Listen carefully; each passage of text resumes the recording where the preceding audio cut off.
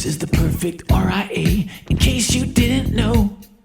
Bringing you all the strategies to help your business grow. Are you happy? Are you satisfied? Are you hanging on the edge of your seat? Sit back and listen in while you feel the beat, yeah!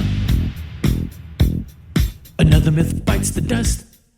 Hello, TPR Nation. This is Amber Kuhn from the Perfect RIA. Thank you for joining me on today's Follow-Up Friday, where I'm going to be covering the highlights and action items from this week's episodes. On Monday's episode, Matt and Micah continue the discussion of client onboarding. Matt and Micah are frequently asked about their processes and how they implement things, and they said that you have to create a system that is repeatable. Micah stressed that you don't need to create a unique process for each of your clients. He said that's like a heart surgeon trying heart surgery a different way from the hyper successful way.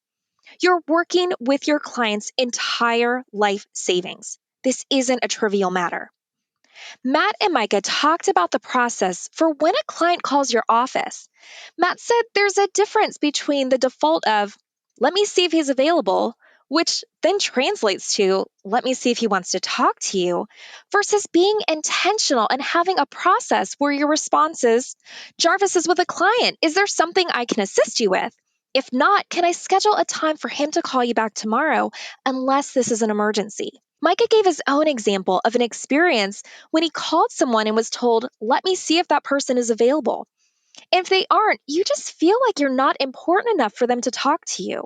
Matt added that another way to look at this is if your team comes to tell you that someone's on the phone and ask if you want to take the call, that immediately interrupts what you're working on.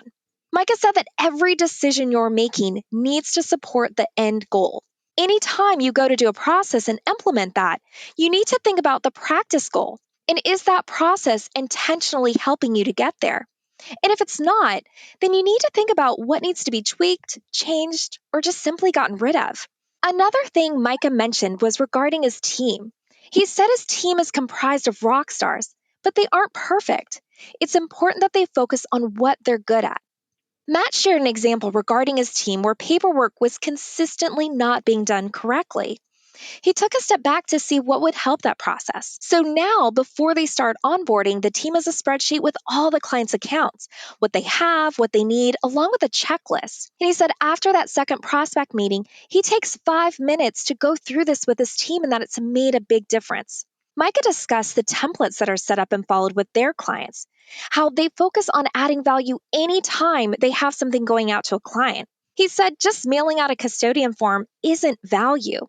They'll include a handwritten note from the team with anything that's mailed out to a client and a return envelope with enough return postage. These are the little things that have become a part of the process and their templates. And again, they make a big difference. The guys also talked about how it's important to explain your process for how you communicate with other professionals. And are you really setting the expectation over and over again on what you're doing? Remember, it's still new and fresh for the client. The client has 1,000 things to think about, whereas you as the advisor are very narrowly focused. They added that you need to empower your team. Take, for example, the person who's answering your phone. It's easy to take that for granted, but there is massive value or lack of that you can provide. Think about how are they empowered to help and how do they lead with yes? Matt and Micah ended Monday's episode discussing what really makes up the difference between first place and second place. They said first place is winning by inches, but when it's one small thing after another, that really adds to a massive gap between first and second. It's thousands of little things that make a difference. They said that it's hard to implement some of the processes that they shared. They created the perfect RA so that others don't need to make the same mistakes that they made. They wanted to create a shortcut for others. They said you don't need to figure out how to create this for yourself. Let's get into Monday's action items. The perfect RA is transforming the industry. We are so excited each time we see an advisor's practice evolve. But make sure that you're going to the source, whether that's Matt and Micah or someone else. Make sure that you're listening to someone who has the practice that you want. Every time you're asked a question by your team, jot that down and think about whether it's a one off or whether you keep getting asked the same question because you don't have a process for it. And in every communication with the client, set the expectation for that next communication and be detailed on it. This is especially important for those who are in surge right now. In this week's What Works Wednesday episode, Matt was joined by Andy Pankow from Tenon Financial to talk about how he's managed to create a practice focused on what he's passionate about and being intentional with what he's doing. Andy shared that he worked in the institutional side of financial services, but felt like it wasn't very fulfilling or satisfying. He said there was the long commute, the hustle and bustle, and of course, the long hours. He said after about 20 years, he decided he just didn't want to do that anymore. He said he was interested in the personal aspect of financial advising. He wasn't interested in the sell of all the positions he was coming across. So he decided to do things on his own terms, doing his own advisory business, working with the people that he wants to work with, and doing what he wanted to do. Andy said that he's interested in the more complicated parts of retirement. He knew he wanted to do retirement focused advisory, and he noticed that people aren't touching taxes. He said he wants to be the guy that does the tax planning for retirees. Andy shared the following. He said tax planning is nothing more than being able to visualize how actions or inactions will manifest themselves in a tax return, and what is the monetary tax impact on that. He said it's one thing to read about something, but it's another thing to be able to visualize this and what the impact will be and what it will look like on a client's return. He said you have to have a basic understanding of the tax code so that you know how certain actions will show up on the return. Andy shared some of his tips and action items. He said be intentional, not just in business, but in life in general. Be honest with yourself about why you want something and think about whether it makes you happy. Be super clear about who you want to serve. He said, come up with a sample client and avatar.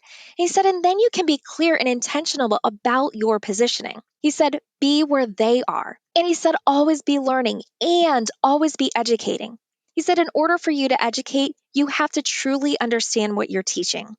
Continuing on to Thursday's Worlds to Conquer, Jamie continued with the onboarding process for what happens once you get hired by a client, focusing on creating a solid foundation, what to do during that first year to deliver massive value, and how does this work during Surge.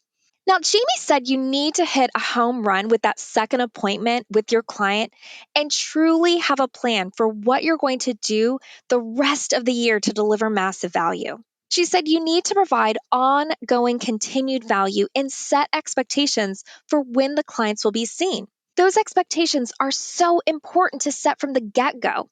You set that when they're a prospect because they already know that they can't expect to meet with a financial advisor immediately. In the Shalansky office, they provide action items for the prospect or client at the end of their meetings and attach deadlines that the client agrees to. If that time is passed without the client providing that information, then the relationship manager or the ops team will reach out depending on what the item is. Jamie said you want to make sure that you're giving small, digestible tasks to achieve because the clients have other things going on. You need to start with a good foundation with your clients. If you visit the Shalansky website, shalansky.com, they provide an animated roadmap of where they go with clients and share that it's similar to building a house. Jamie said that estate planning needs to happen first because it's the thing that clients will want to put off. So, of course, they're going to tackle it first. In every meeting, they'll also reinforce what they're doing and what they're trying to accomplish. Jamie also mentioned that it's easy to have some head trash about not having contacted clients in between meetings. She said a fix for that is to check your CRM to see the communication between the client and the team. And it's a reminder that the client will have multiple points of contact. They don't always have to talk to the financial advisors directly. She said it's okay to set standards with your clients so that they understand who they'll be communicating with, and that again, sometimes it won't be the financial advisors. She said this is also why you need to hire A-level employees. She said it's a Rosa Shalansky rule that they don't employ people who say, that's not my job, it's somebody else's. Jamie added that this is important as leaders too, that leaders show up for their team when their team needs them the most. Let's get into action items from Jamie's episode. Remember that you need to set good expectations. Whatever you set in the beginning is what will last until the very end. This works with all relationships. Boundaries are healthy. You can't expect your team to follow all the processes you've laid out if you keep making exceptions. Do what you say you're going to do. And you have to lay out what your financial planning process will be for your client. They need to understand how things will be achieved over time. And remind them that even though there's a flurry of activity in the beginning, it doesn't mean that you'll get lazy in the planning as the years go by. And check your CRM to see all the points of contact and put the worry to rest that you're only talking to clients every couple of months. The team is talking with them more frequently. And lastly, trust in your processes, your system, and trust in your team.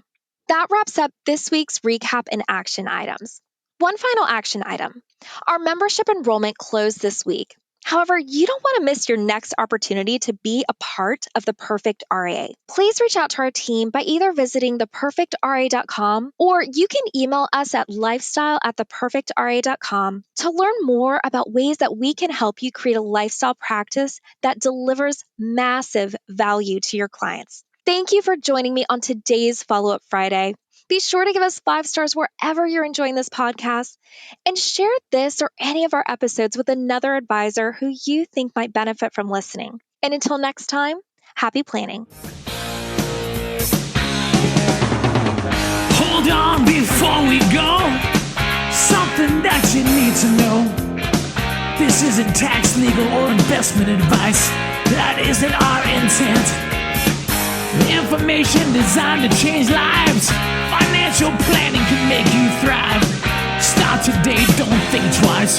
Be a better husband, father, mother, and wife. The perfect RIA, the perfect